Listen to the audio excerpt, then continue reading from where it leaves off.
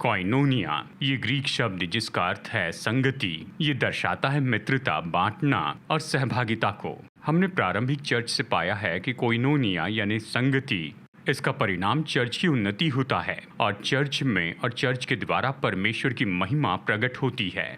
इस संदेश में हम कोइनोनिया को दर्शाने के लिए बाइबल के बहुत से मार्ग देखते हैं जो कि सच्ची मसीह संगति है। आज हम परमेश्वर के वचन में समय बिताने वाले हैं और मैं चाहता हूं कि यहाँ मैं आपको बताऊं संगति के विषय के बारे में।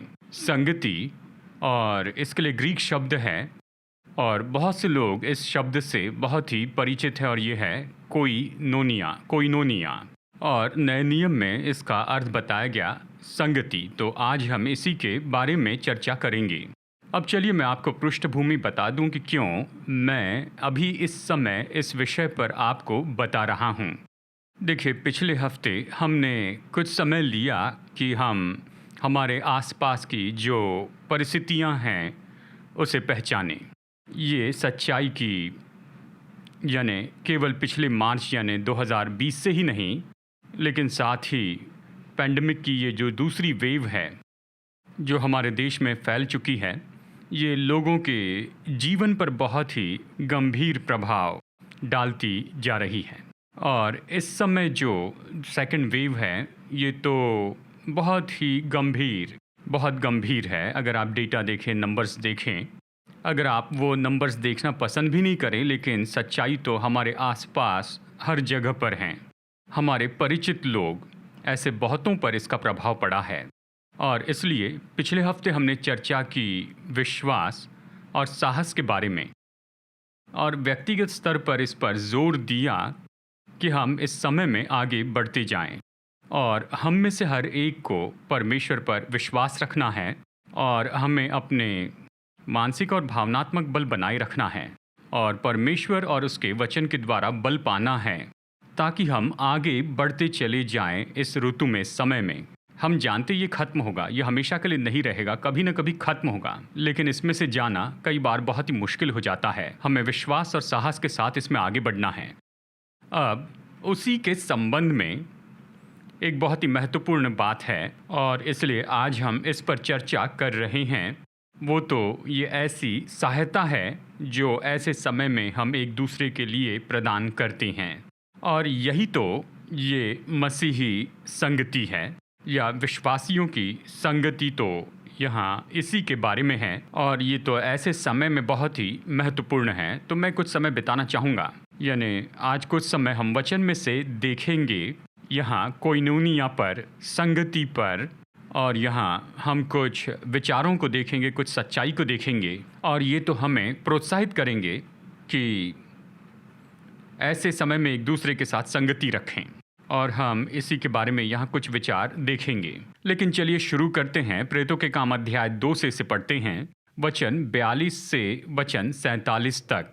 प्रेरितों के काम अध्याय 2 वचन 42 से 47 तक ये कहता है कि वे प्रेरितों से शिक्षा पाने और संगति रखने और रोटी तोड़ने में और प्रार्थना करने में लौलीन रहे और सब लोगों पर भय छा गया और बहुत से अद्भुत काम और चिन्ह प्रेरितों के द्वारा होते थे।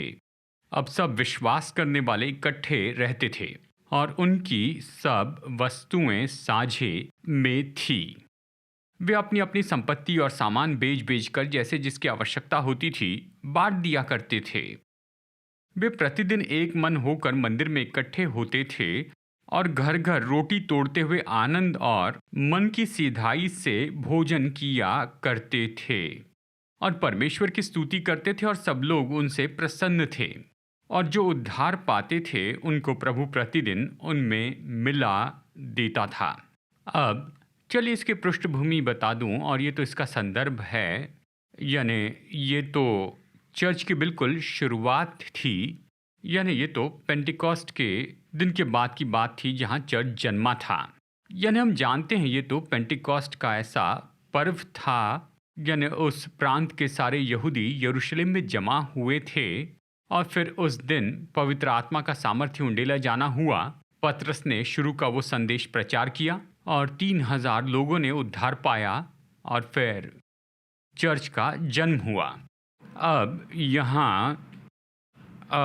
ये बात आप मन में रखिए कि उनका कोई भी संबंध मसीह चर्च के साथ नहीं था, उन्हें इसके बारे में कुछ भी पता नहीं था और ये तो बिल्कुल प्रारंभिक और चर्च की शुरुआत थी।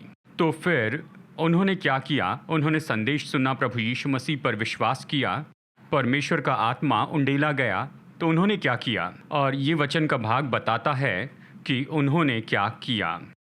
अब यहाँ पर हम एक बात देखते हैं और हमें ये बात भी अपने मन में रखना चाहिए कि इनमें से बहुत से यहूदी दूसरे शहर से थे, यानी वो यरूशलेम के रहवासी नहीं थे, वो यरूशलेम में यात्री थे और वो सुसमाचार के प्रचार से बहुत ही प्रभावित हुए। पवित्र आत्मा के उंडेले जाने के द्वारा उन्होंने निर्णय लिया कि यरूशलेम में ही रहेंगे। ये मानो जैसे छुट्टियों को और थोड़ा वहाँ बढ़ा लिया था, यानी ऐसी जगह पर जहाँ पर आप कुछ हफ्तों से बढ़कर रहना नहीं चाहते थे।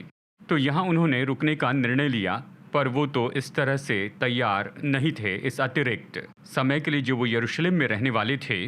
और अवश्य ही जो वहाँ के स्थानिक लोग थे जो प्रभावित हुए, उनके पास जो कुछ भी था वो लेकर आए और दूसरों को दिया। उनमें सब साझे का था, ताकि जो लोग बाहर से आए थे, जो यरूशलेम में थे और सुसमाचार के द्वारा प्रभावित हुए थे, अब वो उस समाज के भाग हो गए थे ताकि वो भी कुछ लाभ पा सके, यानी वो वहाँ पर रह सके, शारीरिक रूप में रह सके।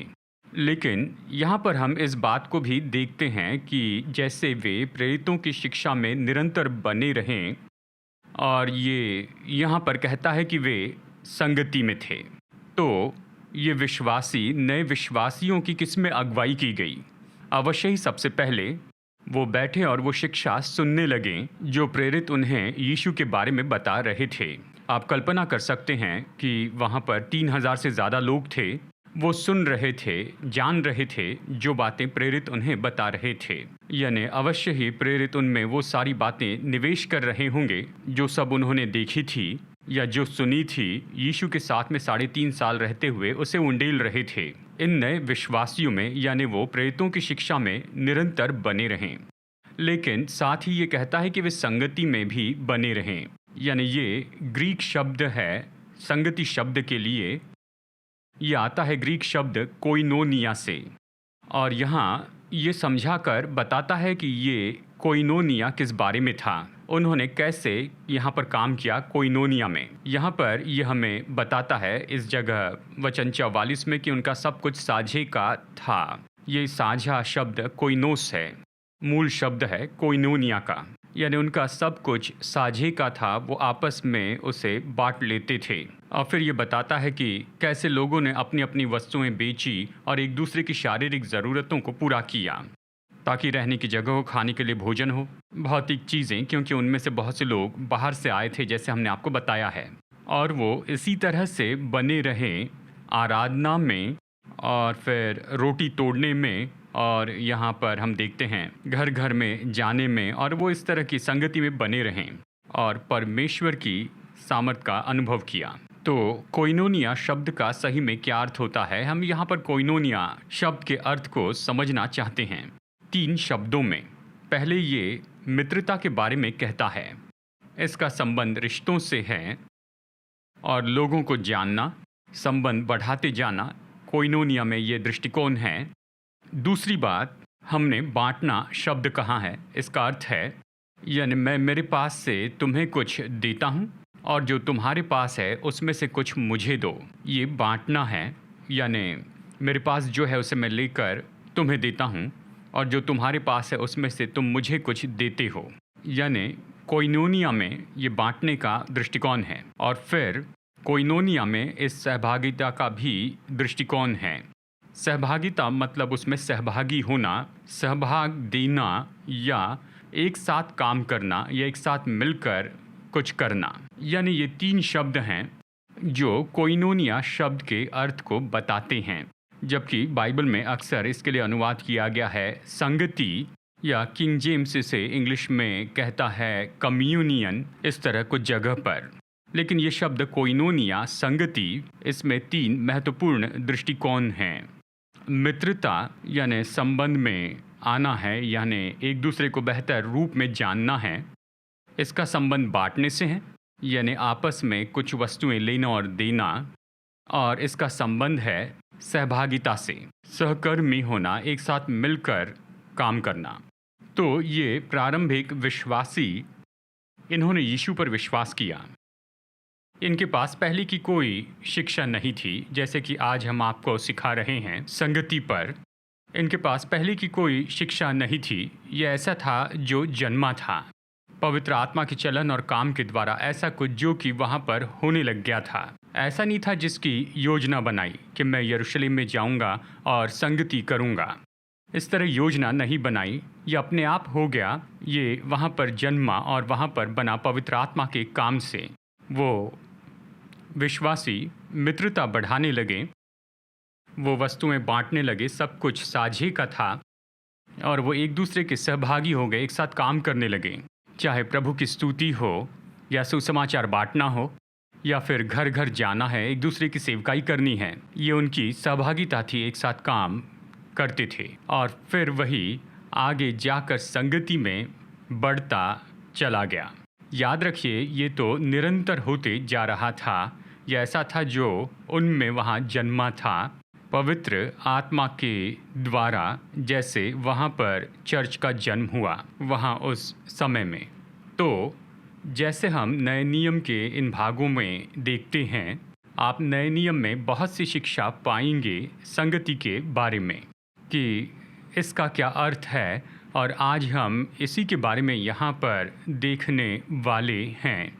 लेकिन इसके पहले कि हम चर्चा करें कि संगति क्या है, ये नए नियम में कैसे बताई गई है, मैं प्रेरित अध्याय 2 से फिर बताना चाहता हूँ। ये 2 परिणाम हैं कोइनोनिया के जो हम यहाँ देखते हैं। प्रेरित 2 के इस वचन के भाग में हम देखते हैं कि इन नए विश्वासियों के कारण ही उनमें ये संगति थी, यानी मित्रता, बांटना, सहभागिता, क्योंकि वो उनमें बढ़ रहे थे। तो हम उनमें 2 महत्वपूर्ण बातों को होते देखते हैं, यानी यहाँ उन्नति और महिमाई। उन्नति और महिमा।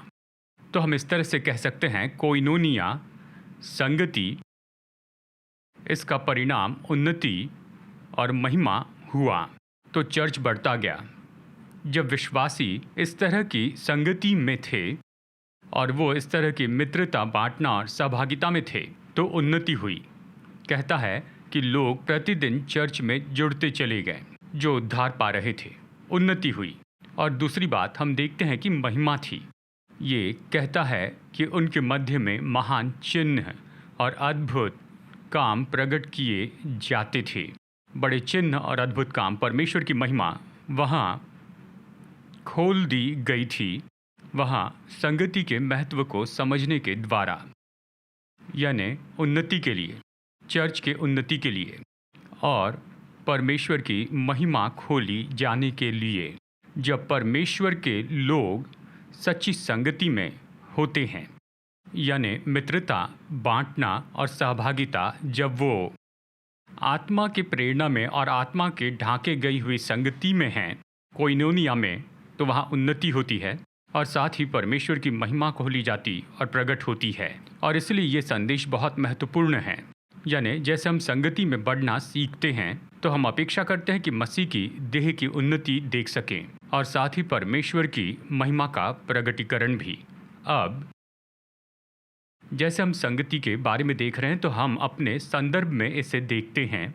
ये बहुत ही महत्वपूर्ण है, क्योंकि जिस तरह चर्च के रूप में हम यात्रा करते हैं, और देखिए मैं आपको संक्षिप्त में बताना चाहता हूँ, यानी नए नियम से हम जल्दी से देखेंगे कि कैसे ये कोइनोनिया, ये संगति बताई गई है, यह हमें कैसे दिया गया है नए नियम की इन पत्रियों में। तो चलिए इसे सारांश में देखते हैं। इसके अध्ययन में तो हम काफ़ी समय बिता सकते हैं, लेकिन मैं यहाँ पर आपको इसका सार बताना चाहता हूँ और कुछ मुख्य पॉइंट्स में बताना चाहता हूँ कि कोइनोनिया कैसे बताई गई है। तो नंबर 1 हम देखते हैं संगति यानी कोइनोनिया बताई गई है परमेश्वर के लोगों की ज़रूरत के लिए देने के रूप में।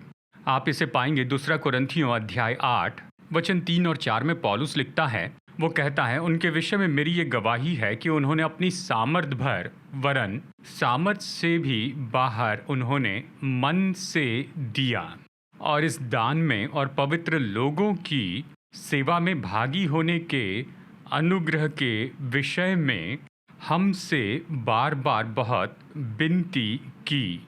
तो पौलुस लिखता है कुरिन्थियों को और वो वहाँ पर कहता है कि देखो ये विश्वासी जो मकदूनिया के हैं, और अवश्य ही जैसे हम प्रेरितों के काम की किताब में देखेंगे, हम ये देखेंगे कि यरूशलेम के विश्वासी उस समय बड़ी मुश्किल से जा रहे थे। तो पौलुस ऐसी कुछ जगहों पर गया जहाँ पर उसने चर्च की स्थापना की थी और उसने उन्हें देने के लिए प्रोत्साहित किया ताकि वो उसे लेकर उन तक पहुंच सके, उनकी सेवा के लिए वो दे सकें, ताकि उन्हें भेंट दे और यरूशलेम के जो संत थे उनकी मदद हो सके, इस बारे में कहता है।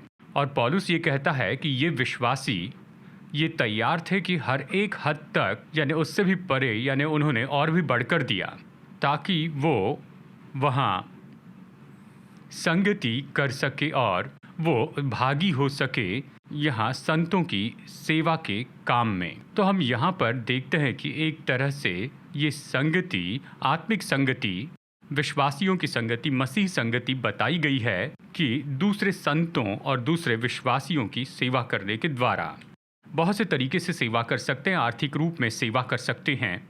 वो यहाँ पर यही तो कर रहे थे, वो मदद भेज रहे थे यरूशलेम के विश्वासियों को जो मुश्किल से जा रहे थे, ताकि वो सेवा कर सकें कुछ चीज़ें देने के द्वारा, चाहे कपड़े हो या भोजन हो या किसी और तरह से सेवा कर सकें। यानी ये तो एक तरीका है जिसके द्वारा संगति प्रकट होती है। जब आप और मैं सेवा करते हैं, लोगों की ज़रूरतों के लिए हम बांटते हैं, हमारे पास जो है हम उसे उन्हें देते हैं और परमेश्वर हमारे जीवन में फिर देंगे। नंबर 2, यहाँ पर दूसरी बात संगति प्रकट की जाती है परमेश्वर के अनुग्रह और उसकी बुलाहट को पहचानने और उसका आदर करने से।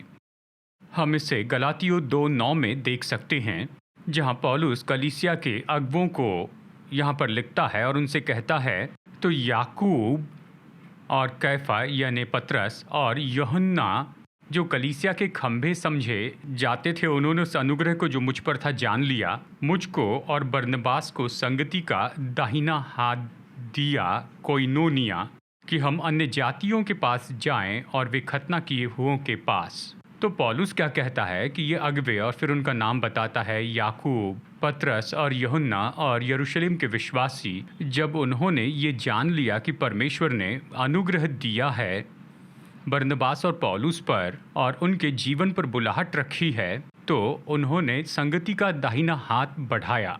तो यहाँ संगति प्रकट होते हुए देखते, इसका मतलब है सहभागिता, हम सहभागी हैं, हम तुम्हारे साथ मिलकर खड़े हैं। तो यहाँ पर ये कोइनोनिया संगति कैसे प्रकट होती है, ये तो केवल पहचानने के द्वारा, जानने के द्वारा और निश्चय ही कुछ लोगों के जीवन में प्रभु ने जो अनुग्रह और बुलाहट रखी है उसके साथ खड़े रहने के द्वारा। जब आप ऐसा करेंगे तो आप प्रकट करते हैं कोइनोनिया, आप प्रकट करते हैं संगति को। आप कह रहे हैं कि मैं तुम्हारे साथ खड़ा हूँ, क्योंकि कोइनोनिया में सहभागिता जुड़ी होती है, हम सहकर्मी हैं, हम एक साथ काम करते हैं, यानी हम तुम्हारे साथ में हैं। तो जब हम इस बुलाहट को पहचान लेते हैं, किसी के जीवन पर अभिषेक देखते हैं तो कहते हैं आगे बढ़ो, हम तुम्हारे साथ हैं, तुम पर प्रभु के अनुग्रह को जानते हैं, बुलाहट रखी है, प्रोत्साहित करते हैं, उनके लिए प्रार्थना करें, उनके साथ खड़े रहें, उनकी सहायता करें, उनके पीछे खड़े रहें, और यही तो उनके साथ संगति है। यहीं पर आप कोइनोनिया को प्रकट करते हैं। आप कहते हैं कि मैं आपके साथ पार्टनर हूँ, मैं आपके साथ में खड़े रहता हूँ, प्रभु आपके जीवन के द्वारा जो भी कर रहे हैं। तो ये दूसरा तरीका है जिसके द्वारा कोइनोनिया प्रकट करते हैं। हम परमेश्वर के अनुग्रह और बुलाहट को पहचानते हैं, लोगों के जीवन पर और उनके साथ खड़े रहते हैं। नंबर 3, कोइनोनिया प्रकट की जाती है जो सेवकाई में हैं उनकी आर्थिक मदद करने के द्वारा। तो हमने यहाँ पर सबसे पहले चर्चा की कि हमें विश्वासियों की जो ज़रूरत है उसके लिए देते जाना है। तीसरी बात यहाँ पर हम कह रहे हैं जो सेवकाई में है उनके लिए हमें देना है, जो प्रभु की सेवा करते हैं, प्रभु के सेवक हैं। फिलिपियों अध्याय 1 में पौलुस इसके बारे में लिखता है, वचन 5, वो यहाँ पर फिलिपियों को लिखते हुए उन्हें धन्यवाद देता है, इसलिए कि तुम पहले दिन से लेकर आज तक सुसमाचार के फैलाने में मेरे सहभागी हो। तुमने मेरे साथ कोइनोनिया रखा है सुसमाचार में शुरू से लेकर अब तक। तो वो उनके कोइनोनिया को, उनकी सहभागिता को पहचानता है। वो उसके साथ में सहभागी हो गए सुसमाचार की घोषणा में। जब वो प्रचार के लिए गया, वो भी उसके साथ थे। उसने उनका धन्यवाद किया। इसके बारे में हम पत्री के अंत में पढ़ते हैं। फिलिपियों 4:15 और 16 में वो कहता है, फिलिपियों, तुम आप भी जानते हो कि सुसमाचार प्रचार के आरंभ में जब मैं मकदूनिया से विदा हुआ, तब तुम्हें छोड़ और किसी मंडली ने लेने देने के विषय मेरी सहायता नहीं की। जब मैं थिस्सलुनीके में था, मेरी घटी पूरी करने के लिए तुमने एक नहीं वरन 2 बार कुछ भेजा। वो उसे जानकर उन्हें धन्यवाद देता, कहता है, तुमने मेरे साथ में कोइनोनिया रखा है। तुमने जो किया उसके द्वारा, मेरी आर्थिक मदद के द्वारा, जैसे वो जगह जगह सुसमाचार प्रचार करते जाता है। तो ये तीसरा तरीका है जिससे कोइनोनिया प्रकट करते हैं, यानी सुसमाचार के प्रचारक के साथ पार्टनर बनते हैं आर्थिक रूप में, ताकि वो जैसे बाहर जाकर सेवकाई का काम करते हैं। चौथा तरीका जिससे कोइनोनिया प्रकट की जाती है मसीह की देह में, वो एकता का चुनाव करने के द्वारा है, यानी एकता का चुनाव करने के द्वारा कोइनोनिया प्रकट करते हैं। इसके बारे में हम फिलिपियों अध्याय 2 वचन 1 और 2 में पढ़ते हैं। पौलुस लिखता है, अतः यदि मसीह में कुछ शांति और प्रेम में ढाढ़स और आत्मा की सहभागिता और कुछ करुणा और दया है, यानी आत्मा की कोइनोनिया है, यदि कोई कोइनोनिया है जो पवित्र आत्मा हमारे मध्य में लाता है, कहता है, अगर आत्मा की ऐसी कोई कोइनोनिया है तो मेरा ये आनंद पूरा करो कि एक मन रहो और एक ही प्रेम, एक ही चित्त और एक ही मनसा रखो, वो कहता है। तो कोइनोनिया कैसे प्रकट की जाती है? ये प्रकट की जाती है एक प्रेम में रहकर, एक ही चित्त और एक ही मनसा रख कर। मतलब हम एकता का चुनाव करते हैं, यानी कोइनोनिया संगति ये हमारे द्वारा प्रकट की जाती है कि हम एकता का चुनाव करते हैं। देखिए, हम एक साथ में हैं। हम में अपने अपने फ़र्क तो होंगे, हम में काम करने के अपने अलग अलग तरीके होते हैं और अलग अलग प्राथमिकताएं होती हैं, ये सब ठीक है। लेकिन जब आत्मा की संगति की बात आती है, हम चुनाव करते हैं कि हम एक मन के, एक दिल के हो, ताकि हम एक साथ मिलकर आगे बढ़ें। हम अपने फ़र्क को अलग रख देंगे, क्योंकि हम जानते हैं कि आत्मा की कोइनोनिया कितनी महत्वपूर्ण है। हम जानते हैं कि जब हम इस कोइनोनिया में चलते हैं, यानी इस मित्रता में, बांटे जाने में, सहभागिता में, हम जानबूझकर इसे चुनते हैं ताकि हम एक मन और एक चित्त के हो जाएं। जब हम ऐसा करेंगे तो क्या होगा? इसके कारण मसीह की देह की उन्नति होगी और ये परमेश्वर की महिमा को खोलता है और हम सब इसी के लिए बने हैं। हम मसीह की देह की उन्नति देखना चाहते हैं। हम चाहते हैं कि परमेश्वर की महिमा आए इन सभी लोगों के लिए जो कि मुश्किलों में से जा रहे हैं, बीमारियों में से होकर जा रहे हैं। हम चाहते हैं कि परमेश्वर की महिमा उनके जीवन पर खोली जाए ताकि वो प्रभु के स्पर्श को पा सकें। और इसके लिए ज़रूरी है कि आप और मैं आत्मा की कोइनोनिया का चुनाव करें, आत्मा की संगति का चुनाव करें। हम चुनाव करते हैं कि हम एक मन और एक चित्त के हो और हम अपने फ़र्क को अलग रखते हैं और एक साथ मिलकर चलते हैं। यानी देखिए, एक और तरीका है जिसके द्वारा आत्मा की कोइनोनिया या संगति प्रकट करते हैं। और फिर आखिर में कोइनोनिया कैसे प्रकट होती है? देखिए, कोइनोनिया संगति ये प्रकट होती है मसीह यीशु में एक दूसरे की पहचान को जानने के द्वारा। मतलब हम एक दूसरे में देखना सीखते हैं कि हम मसीह यीशु में कौन हैं। उदाहरण के लिए आइए एक वचन पढ़ते हैं, फिलोमोन अध्याय 1 वचन 6। पौलुस कहता है कि विश्वास में तेरा सहभागी होना या विश्वास में कोइनोनिया में आना, ये बांटना, ये मित्रता जो हमारे बीच है, ये सहभागिता या विश्वास बांटना या विश्वास की सहभागिता, ये प्रभावशाली हो। कैसे? तुम्हारी सारी भलाई की पहचान में मसीह के लिए प्रभावशाली हो, ये कहता है। तो वो ये कहता है हम इस तरह विश्वास बांटते हैं, ये प्रभावशाली हो, ये उत्पन्न करने वाला हो। कैसे होगा? हम पहचानते हैं उन भली चीज़ों को जो हम में हैं, क्योंकि हम मसीह यीशु में हैं। देखिए, हम सब लोग अलग हैं, हमारे प्रार्थना करने के अलग अलग तरीके हैं। शायद कोई ज़ोर से प्रार्थना करे तो कोई धीमी प्रार्थना करें, कोई सिद्ध इंग्लिश में प्रार्थना करता है तो कोई प्रार्थना करते समय बहुत सी भाषाओं को एक साथ मिला देता है, और कोई कभी ऐसे प्रार्थना करता है जो बहुत ही प्रभावी होती है, सब लोग उसके बारे में उत्साहित महसूस करते हैं, और कोई ऐसे प्रार्थना करते हैं जिससे सभी सो जाते हैं। कुछ भी हो, देखिए हम सब अलग हैं, लेकिन इन सब के बीच में ये कोइनोनिया कैसे होती है, विश्वास का बांटना क्या है? बस हमारे विश्वास का बांटना प्रभावशाली होता है जब हम पहचान लेते हैं उन अच्छी चीज़ों को जो हम में हैं, क्योंकि हम तो मसीह यीशु में हैं। मतलब आप जैसे स्वाभाविक के स्वरूप में मैं नहीं देखता। हाँ, मैं जानता हूँ आप स्वाभाविक में कौन हैं, आपके बल और कमज़ोरियों को मैं जानता हूँ, यानी मैं एक व्यक्ति के रूप में इन सारी बातों को जानता हूँ।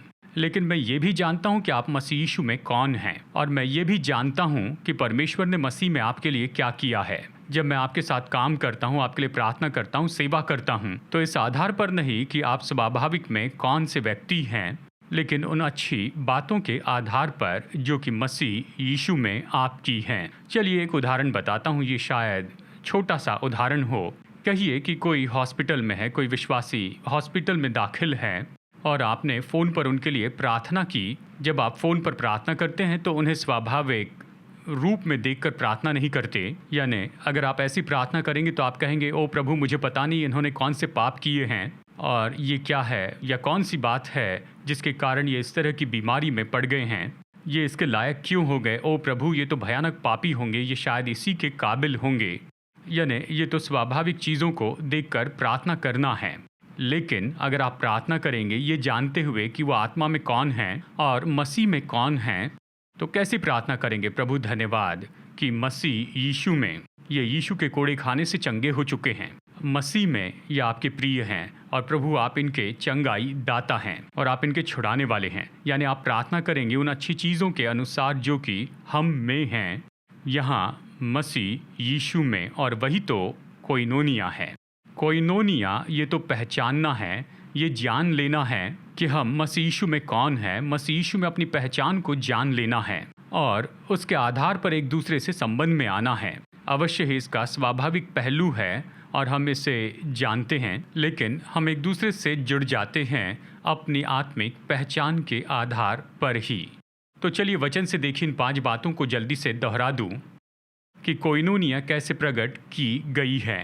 पहले हमने कहा कि परमेश्वर के लोगों की ज़रूरत में देने के रूप में कोइनोनिया बताई गई है। बांटना, हम एक दूसरे से बांटते हैं व्यवहारिक रूप में। दूसरी बात, कोइनोनिया प्रकट की जाती है परमेश्वर के अनुग्रह और उसके बुलाहट को पहचानने और उसका आदर करने से। प्रभु उस व्यक्ति के द्वारा क्या कर रहे हैं? प्रभु ने अनुग्रह किया कि वो व्यक्ति अच्छा आर्टिस्ट हैं, प्रभु ने अनुग्रह किया कि वो अच्छे म्यूजिशियन हैं, प्रभु ने अनुग्रह किया कि वो अच्छे लीडर बने, प्रभु ने अनुग्रह किया कि वो अच्छे काम करने वाले बने, प्रभु ने अनुग्रह किया कि वो व्यक्ति एक अच्छे टीचर बने, प्रभु ने अनुग्रह किया कि वो व्यक्ति एक अच्छा सामाजिक कार्यकर्ता बने। यानी उस अनुग्रह को आप पहचानते हैं, आप पहचानते हैं वहाँ उस, यानी जो भी उसे पहचानते हैं शाश्वती देते हैं, उनके साथ खड़े रहते हैं, उनकी सहायता करते हैं। यह है कोइनोनिया, सहभागिता।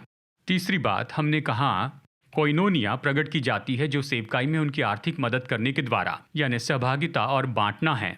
चौथी बात कि एकता का चुनाव करने के द्वारा कोइनोनिया प्रकट करते हैं, यानी इसका अर्थ है कि मैं चुनाव करता हूं कि हम एक साथ चलेंगे, क्योंकि मैं जानता हूं जब हम एक साथ मिलकर बहते जाएंगे यही तो प्रकट करना है कोइनोनिया को, और ये द्वार खोलता है कि उन्नति और प्रभु की महिमा प्रकट हो जाए। और नंबर 5 हमने कहा मसीह यीशु में एक दूसरे की पहचान जानने के द्वारा। यानी देखिए, हम में से स्वाभाविक रूप में कोई भी सिद्ध नहीं है, हम में अपनी कमियां हैं, लेकिन हम एक दूसरे को देखते हैं मसीह में हमारी पहचान के द्वारा, और उस व्यक्ति को वो जो मसीह में है उसके अनुसार बुलाते हैं और उसके आधार पर उससे जुड़ते हैं। इसी तरह से कोइनोनिया प्रकट किया जाता है। तो आज ये हमारे लिए बहुत ही महत्वपूर्ण है, क्योंकि जैसे समय से हम होकर जा रहे हैं, जैसे हम बढ़ाते हैं एक दूसरे के लिए इस कोइनोनिया को, मित्रता, बांटना और सहभागिता, एक दूसरे के लिए यहाँ पर अपने शहर में, अपने समाज में और बाहर दूसरों के लिए दूसरे शहरों में, हम तो निश्चय ही प्रकट कर रहे हैं, सच्ची मसीह संगति दिखाते हैं। हम ये कह रहे हैं कि हम आपके मित्र हैं, हम आपके साथ में बांटेंगे, हम आपके साथ पार्टनर बनेंगे आपके जीवन में जो प्रभु कर रहे हैं। और देखिए, वही तो संगति है, यही तो कोइनोनिया है, और पवित्र आत्मा हमें इसी में लेकर आ जाता है। वो चाहता है कि हम उस जगह पर रहें। याद रखिए, ये आत्मा की सहभागिता है, पवित्र आत्मा हमें उसमें लाता है, और जब हम उस जगह पर होंगे तो हम उन्नति देखेंगे और महिमा देखेंगे। आप देह की उन्नति देखेंगे, चर्च की उन्नति देखेंगे, आप चर्च की उन्नति में बढ़ोतरी देख पाएंगे, और आप देखेंगे कि परमेश्वर की महिमा चर्च में और चर्च के द्वारा प्रकट होती है। लेकिन चर्च को आना होगा इस कोइनोनिया की जगह पर, इस संगति की जगह पर, जहाँ पर वो सीखे कि वो मित्रता और संबंध में बढ़ते जाएं, जहाँ वो एक दूसरे के साथ बांटना सीखें और सीखें कि कैसे एक दूसरे के साथ में सहभागी हो। जीवन और सेवकाई में ये ज़रूरी है। अब मैं इस संदेश को ख़त्म करना चाहता हूँ और अंत में क्या नहीं करना ये बताना चाहता हूँ। क्या करना इसके बारे में हमने देखा है, क्या नहीं करना इससे देखेंगे। हमें कुछ चीज़ों को टालना है, क्योंकि कई बार यानी कोइनोनिया के नाम में लोग कुछ गलत करते हैं, और इसलिए मैं यहाँ पर उन चीज़ों के बारे में बताना चाहता हूँ। ये बाइबल के अनुसार मैं वचन के संदर्भ भी बताऊँगा। मैं ये इसलिए बता रहा हूँ ताकि हम सचेत रहें, ताकि हम इन गड्ढों में न गिर जाएं, यानी इस तरह के गड्ढे में न गिर जाएं जब आप कोइनोनिया का गलत उपयोग करते हैं। तो आत्मिक तरह से मैं यहाँ पर कुछ चीज़ें बताऊंगा, और ये इसका पूरा गहन अध्ययन तो नहीं है कोइनोनिया में। चलिए कुछ बातें बताता हूँ। यानी देखिए, आत्मिक रूप में लोग अक्सर दो सामान्य गलतियाँ करते हैं कोइनोनिया के नाम में, और इसलिए हमें उसे टालना है। नंबर 1, कोइनोनिया में आत्मिक रीति से नियंत्रण किए जाने को आप टालते जाएं। इसका मतलब कोई आत्मिक रीति से आपको नियंत्रण न करें कोइनोनिया के नाम में। ठीक है, मैं आपके साथ संगति करता हूँ और ये मित्रता है, आत्मिक मित्रता है ये सब, और वो आप पर नियंत्रण करते हैं। ये तो खतरा है, और परमेश्वर ने कोइनोनिया के द्वारा ये मकसद नहीं रखा है। और उसने कहा है, कोई अगर दूसरे का आत्मिक रीति से नियंत्रण करे तो ये जादू टोने जैसे है। ठीक है, यानी कोई आत्मिक रीति से किसी पर नियंत्रण करना चाहता है, यानी कोई कोशिश करता है कि आत्मिक रीति से आप पर नियंत्रण करें कोइनोनिया के नाम में, तो उसके बारे में सचेत रहें, ऐसे प्रभाव से बाहर आ जाएं। दूसरा कुरिन्थियों 1:24 में पौलुस कहता है, ये नहीं कि हम विश्वास के विषय में तुम पर प्रभुता जताना चाहते हैं, परंतु तुम्हारे आनंद में सहायक है, क्योंकि तुम विश्वास ही से स्थिर रहते हो। हम तुम्हारे विश्वास पर प्रभुता नहीं करना चाहते। ये नहीं बताएंगे कि तुम्हें क्या करना है। हम ये निश्चित नहीं करेंगे कि तुम्हें विश्वास में क्या करना है। तुम यीशु मसीह पर विश्वास लाए हो, यीशु मसीह के ज्ञान में तुम विश्वास में बढ़ते जाओ। हम उस क्रिया में मदद करने के लिए है, उस पर प्रभुता करने के लिए नहीं। हम उस पर नियंत्रण करने के लिए नहीं। ये महत्वपूर्ण है। और दूसरी बात, आत्मिक रीति में से कहा जाता है कोइनोनिया में आत्मिक जरिए के द्वारा आपके मन को लूटे जाने को टालें। हम इससे होते हुए देखते हैं, इसके बारे में पढ़ते हैं, जहाँ संगति के नाम में यानी प्रभाव इतना ज़्यादा होता है कि लोग सोचना बंद करते हैं, यानी उनके मन लूट लिए जाते हैं। सरल कारणों के लिए उनका मन लूट लिया जाता है, यानी सभी चीज़ों को देखने का सरल तरीका भी आत्मिक संगति के नाम पर। आत्मिक प्रभाव इतना ज़्यादा होता है कि लोग अपने मन को ही लुटा देते हैं। ये बहुत ही दुख की बात है, ये बहुत खतरनाक है, और ये तो चर्च के इतिहास में बार बार होते आया है, और ये आज भी हो रहा है। हमें इसके लिए सचेत रहना है। चलिए इन शब्दों में कहता हूँ, जिस परमेश्वर ने हमें विश्वास में चलने के लिए बुलाया है, उसी ने हमें कारण सोचने की योग्यता दी है। चलिए फिर कहूँ, जिस परमेश्वर ने हमें विश्वास में चलने के लिए बुलाया है, उसी ने हमें कारण सोचने की योग्यता दी है।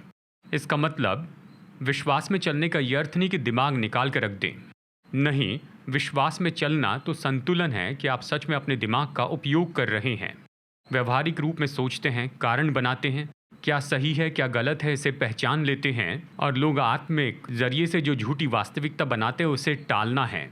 इसके लिए सावधान रहिए। देखिए, ऐसा ना हो कि कोइनोनिया के नाम पर या संगति के नाम पर लोग आपको लूट न ले कि आप दिमाग का उपयोग करना ही बंद कर दें। आपका दिमाग आपका है, परमेश्वर ने उसके उपयोग के लिए आपको दिया, उपयोग करें। हम विश्वास में चलते, इसका मतलब ये नहीं कि अपने दिमाग का उपयोग करना बंद कर दें। सरल व्यवहारिक बातों को और सोच को बंद करें कि उसका मूल्यांकन करके सच्चाई के अनुसार उसे परखते चले जाएं। ठीक है, जो सही है, जो गलत है गलत है, हमें उसे जानना होगा। तो सावधान रहिए, क्योंकि कई बार आत्मिक संगति के नाम पर बहुत कुछ गलत होता है। आत्मिक संगति के नाम पर स्वाभाविक रूप में टालने वाली कुछ चीज़ें हैं। नंबर 3, कोइनोनिया के नाम पर दूसरे के आलस्य को बढ़ावा देना टाले। इसका मतलब देखिए, पौलुस इसके बारे में लिखता है दूसरा थिस्सलुनीकियों अध्याय 3 वचन 10 से 12 में। चलिए इसका सारांश मैं बताता हूँ। वो थिस्सलुनीकियों को लिखकर कहता है, यदि कोई काम करना न चाहे तो वो खाना भी न खाएं। तो वो कहता है कि बिना क्रम के न जिएं, हर कोई व्यक्ति काम करते जाए, काम न करे तो खाए भी नहीं। यानी हम इन व्यवहारिक बातों के बारे में सोच सकते हैं। लोग कहते हैं कि मैं आपका भाई हूं, मैं आपके साथ में संगति करने के लिए आया हूं, और वो अपेक्षा करते हैं कि उनके जीवन में वो शारीरिक और भौतिक रूप में पाते जाएं। अब मैं इस बात को समझता हूं, सब समझते हैं कि लोग मुश्किलों से जाते हैं और उन्हें मदद की ज़रूरत होती है, और कोइनोनिया इसी के बारे में है कि मुश्किल में एक दूसरे की सहायता करते जाएं। लेकिन हमें आलस्य को भोजन नहीं देना है। मतलब वो काम नहीं करते हैं और अपेक्षा करते हैं कि कोइनोनिया से भोजन मिले, और हमें ऐसा नहीं करना चाहिए। पौलुस ने स्पष्ट बता दिया है कि अगर कोई व्यक्ति काम नहीं करता तो खाए भी नहीं, और हर कोई काम करते चले जाएं। अपने हाथों से वो काम करें कि कोई कोइनोनिया का उपयोग न करे कि अपने आलस्य में भोजन करते जाएं। और फिर यहाँ पर चौथी बात, कोइनोनिया के नाम पर दूसरे लोगों के पाप में भागी होना टालते जाएं। अगर कोई व्यक्ति कुछ गलत कर रहा है तो शायद प्रभु में भाई और बहन करके आप उनसे प्रेम रखें और आप अच्छी संगति रखें। लेकिन अगर वो कुछ गलत कर रहे हैं तो साहस रखें और खड़े होकर कहें कि हाँ वो गलत है। अगर वो झूठ बोल रहे हैं तो आप उनसे कहिए कि आप झूठ बोल रहे हैं। कोइनोनिया के नाम पर उनके साथ में जुड़ न जाए, ये तो मूर्खता होगी। पौलुस इसके बारे में 1 तीमुथियुस 5 में लिखता है, मैं इसे पढ़ता हूँ। वचन 22 में वो कहता है, दूसरों के पापों में भागी न होना। देखिए, ये बात सच है कि हम एक दूसरे के साथ संगति रखते हैं, हम मित्रता रखते हैं, एक दूसरे के साथ बांटते हैं, और हम प्रभु में निश्चय एक दूसरे के सहभागी हैं, यानी कोइनोनिया है। लेकिन यदि कोई किसी तरह से कुछ गलत कर रहा है कोइनोनिया के नाम पर, तो मैं उनके साथ जुड़ने वाला नहीं। मैं जाकर वैसे काम नहीं करूंगा, मैं दूसरे के पाप में सहभागी नहीं होऊंगा। अगर कोई झूठ बोल रहा है तो मुझे बताना होगा कि वो झूठ बोल रहे हैं। अगर वो भरमाए गए तो मुझे कहना है कि आप भरमाए गए हैं। जो सही है, अगर वो नहीं कर रहे हैं तो मुझे कहना है कि वो नहीं कर रहे हैं। तो कोइनोनिया के नाम पर आप दूसरों के पापों में सहभागी ना हो, उससे दूर रहें। इसलिए कोइनोनिया को संतुलित रखने के लिए कुछ आत्मिक खतरों को आप टालते जाएं, कुछ व्यवहारिक खतरों को आप टालते चले जाएं। ये सब वचन के आधार पर है। और आइए हम एक साथ सच्चे कोइनोनिया में यात्रा करें, यानी सच्ची संगति में, आत्मा की संगति। और हमने यहाँ पर बताया कि कोइनोनिया कितने सही रीति से प्रकट किया गया, और ख़ास करके अभी इस ऋतु में।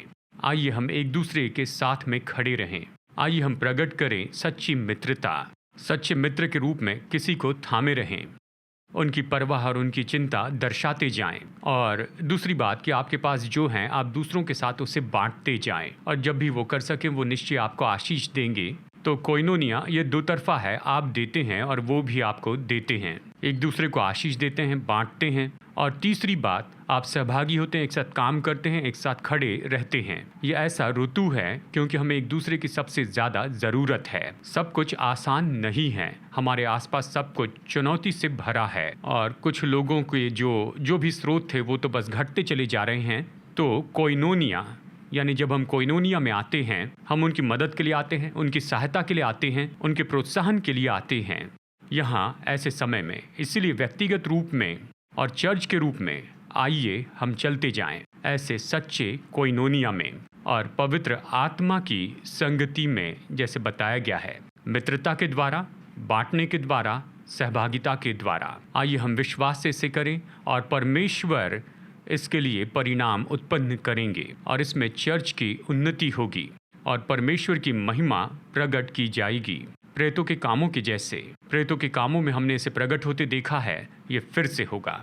अभी मैं चाहता हूं कि हम अपने दिल को जोड़ें। मैं प्रार्थना करना चाहता हूं। जानते हम में से कुछ लोगों के लिए, हम तो सच में पहले से ही बह रहे हैं इस कोइनोनिया में, और ये संदेश आपके लिए कोई नई बात तो नहीं है, और ये आपके लिए बस याद दिलाने वाली और प्रोत्साहन की बात बनी है कि आप निरंतर कोइनोनिया प्रकट करते जाएं। पिताओं के लिए शायद ये नया क्षेत्र हो कि मैंने कभी सोचा नहीं था कि मसीह जीवन में कोइनोनिया जुड़ा होता है। इसके अंदर संगति है, इसके अंदर मित्रता है, बांटना, सहभागी होना, इसके बिना मसीह जीवन नहीं जी सकते। मुझे इसमें आगे बढ़ते जाना होगा। तो आज मैं आपको प्रोत्साहित करता हूँ, जैसे हम प्रार्थना करते हैं, पवित्र आत्मा आपके जीवन में से जन्म दें और आपकी मदद करें कि आप कोइनोनिया में आगे बढ़ते जाएं परमेश्वर के लोगों के साथ, ताकि इस ऋतु में हम एक साथ मिलकर यात्रा कर सकें। पिता, धन्यवाद कि आपने मसीह की देह, विश्वासियों की देह को ये सब दिया है। प्रभु जी, आपने अपने लोगों के रूप में हमें बुलाया और प्रभु ऐसे खास ऋतु में और हम ऐसे समय में जी रहे हैं जब ये सब कुछ हो रहा है प्रभु जी, जिसकी हमने कभी अपेक्षा नहीं की थी। कुछ तो ऐसे चुनौती से भरे हैं और परमेश्वर जैसे हम इसमें से होकर जाते हैं, पिता हमारी मदद कीजिए कि हम आत्मा की इस संगति में बढ़ते चले जाएं। ये तो कोइनोनिया है जो पवित्र आत्मा के द्वारा जन्म लेता है, इस मित्रता में, इस बांटने में और सहभागिता में, ताकि हे परमेश्वर हम यात्रा कर सकें एक मसीह की देह के रूप में और इस ऋतु में मसीह की देह की उन्नति होती जाए और परमेश्वर की महिमा मसीह की देह के द्वारा प्रकट हो, चाहे हमारे आसपास कुछ भी क्यों ना हो। जैसे हम आपके लोग होने के नाते कोइनोनिया में बहने का चुनाव करते हैं, ऐसी संगति में जो कि पवित्र आत्मा के द्वारा जन्म लेती है। मैं प्रार्थना करता हूँ इन लोगों के लिए जो देख रहे हैं, सुन रहे हैं। परमेश्वर, इनमें से कुछ लोग शायद अकेलापन महसूस कर रहे हैं, ऐसे लग रहा है कि इन्हें छोड़ दिया गया है, इन्हें अलग किया गया हो। शायद कुछ लोग महसूस कर रहे हैं कि इन्हें ऐसे लग रहा है कि सब कुछ खत्म हो गया, अब कुछ बाकी नहीं है। हे पिता, आज कोइनोनिया के कारण ही इनके जीवन में ये मदद आने पाए, एक और भाई के द्वारा, दूसरी बहन के द्वारा इन्हें किसी तरह फ़ोन कॉल आए या इनकी सहायता के लिए कोई हाथ आगे बढ़े या अपने जीवन में उपहारों को प्राप्त करने वाले हो। प्रभु, कहीं ना कहीं कोई न कोई किसी तक पहुंचते चले जाए और आपकी पवित्र आत्मा के द्वारा प्रेरणा पाते हुए पवित्र आत्मा की जो संगति है वो ये जाने और समझे कि स्वर्ग का परमेश्वर इन्हें भूला नहीं है, स्वर्ग का परमेश्वर इन्हें स्मरण करता है, स्वर्ग का परमेश्वर जानता है कि ये कहाँ पर हैं। प्रभु जी, आज निश्चय ही पवित्र आत्मा की संगति के कारण ही ये जानने पाए कि इनसे प्रेम किया गया है, इनकी परवाह की गई है, कि इनकी कोई परवाह करता है। पिता प्रभु, आप इसे हमारे मध्य में कीजिए, पवित्र आत्मा हमारे मध्य में काम करें, कोइनोनिया को जन्म दे, उसे बनाते जाएं और इसे हमारे मध्य में बढ़ाते जाइए। पिता, हमारे दिल को उभारिए ताकि हम ऐसे लोग हों जो संगति में चलना सीखें, मित्रता में बढ़ें, बांटने में बढ़ें और सहभागिता में बढ़े और सच्चे कोइनोनिया को प्रकट करते जाएं जो हमें आपके वचन में दिया है, और मसीह की देह उन्नति पाते जाएं और परमेश्वर की महिमा प्रकट होती जाए। अपने लोगों के जीवन को छू लीजिए, ये जाने कि आप इनसे प्रेम रखते हैं, आप इनकी परवाह करते हैं। चर्च के द्वारा, अपने लोगों के द्वारा धन्यवाद देते हैं पिता। हर एक मनुष्य के लिए धन्यवाद जो चंगाई पाया, स्पर्श पाया। ये केवल इसलिए हुआ क्योंकि आपके लोग आपके हाथ बने, आपके पैर बने, आपकी आवाज़, आपके कान, आपकी आंखें बने और आपके प्रेम को दूसरे लोगों तक लेकर आ सके। ऐसा करने के लिए धन्यवाद पिता। उस चंगाई के लिए धन्यवाद जो अभी लोगों के जीवन में बहती चली जा रही है। धन्यवाद प्रभु कि परमेश्वर का स्पर्श इनके जीवन में आता है। इसी समय मैं प्रार्थना करता हूँ सभी बीमारों के लिए, जो लोग चोट खाए हैं, जिन्हें छुटकारे की ज़रूरत है। प्रभु यीशु मसीह के नाम में मैं यीशु के नाम की घोषणा इन पर करता हूँ। मैं दावा करता हूँ हर एक बीमारी, रोग और हर एक बंधन पर मैं घोषणा करता हूँ कि इनकी हर एक चोट में चंगाई आए। मैं घोषित करता हूँ कि हर एक बंधन तोड़ दिए जाएं प्रभु यीशु मसीह के नाम में। इनके जीवन पर अभी इसी समय प्रभु आपकी आत्मा की सामर्थ्य से धन्यवाद देते हैं कि आपने सभी की सेवा की है। यीशु मसीह के नाम में आमेन और आमेन। आपका बहुत बहुत धन्यवाद कि आज की इस सभा में आप हमारे साथ यहाँ पर जुड़े हैं और हम आपसे सुनना चाहते हैं। निश्चय हमसे संपर्क कीजिए testimony@apcwo.org पर। हमें बताइए कि प्रभु ने आपके जीवन में क्या किया है, हम सुनना चाहते हैं। ये संदेश दूसरों के साथ में शेयर कीजिए ताकि वो भी इसे सुनकर प्रोत्साहित हो सकें, मसीह की देह को आशीष दें और बलवान बने रहें। हमारे प्रभु यीशु मसीह में हमारे प्रभु यीशु मसीह का अनुग्रह और हमारे स्वर्गीय पिता परमेश्वर का प्रेम और उसकी पवित्र आत्मा की संगति हम सबके साथ होती रहे हमेशा के लिए। यीशु के नाम में आमीन। संदेश सुनने के लिए धन्यवाद। भरोसा करते हैं कि संदेश आपके लिए आशीष रहा। मुफ्त के स्रोत पाने के लिए, जिनमें है सरमन नोट्स और पब्लिकेशन, पाने के लिए विजिट करें apcwo.org पर। बैंगलोर के एपीसी बाइबल कॉलेज की जानकारी पाने के लिए विजिट कीजिए apcbiblecollege.org पर। याद रखिए, All People's Church Bangalore app download कीजिए ऐप या गूगल प्ले स्टोर से।